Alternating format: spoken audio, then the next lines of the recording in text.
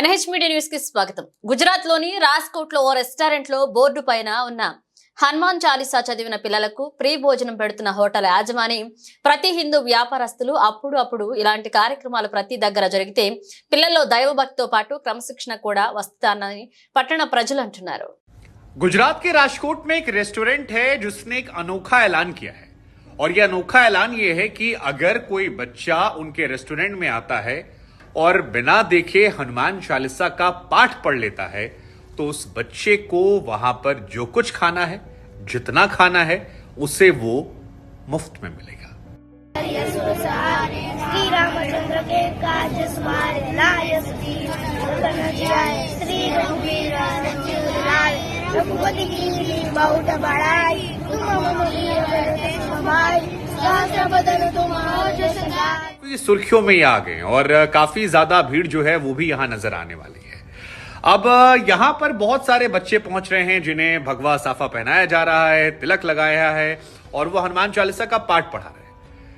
अब इस खबर को देखने के बाद दो तरह की चर्चाएं शुरू हो गई. क्या वाकई में ये धर्म से जुड़ा है या सोशल मीडिया पर वायरल होने के लिए है? क्योंकि सोशल मीडिया के दौर में अगर आपको बिजनेस धंधा आगे बढ़ाना है तो फिर आपको कुछ क्रिएटिव करना पड़ता है और गुजरातियों के बारे में तो वैसे ही बनाता है कि उनका दिमाग जो है वो बहुत शार्प होता है.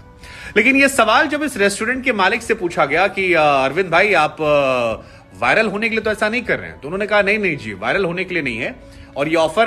नया रेस्टोरेंट है इसलिए भी नहीं है. ये ऑफर लाइफ टाइम है, अनलिमिटेड रहेगा, जिंदगी भर में चलाऊंगा जब तक ये रेस्टोरेंट है. और इसके पीछे मेरा लॉजिक ये है कि मैं सनातन परंपरा को मानने वाला हूं. जब हम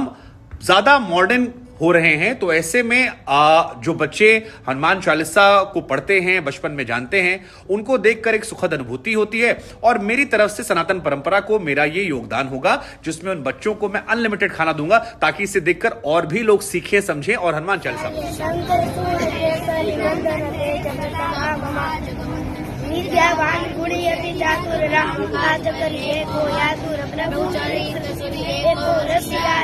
वैसे गुजरात की बात की जाए तो वहां पर हनुमान जी के और राम जी के भक्त बहुत सारे हैं. मेरा व्यक्तिगत अनुभव भी जो रहा जब मैं गया था तो आप जैसे ही बताइए कि आप अयोध्या से हैं, लोग आपको तपाक से गले लगा लेते थे.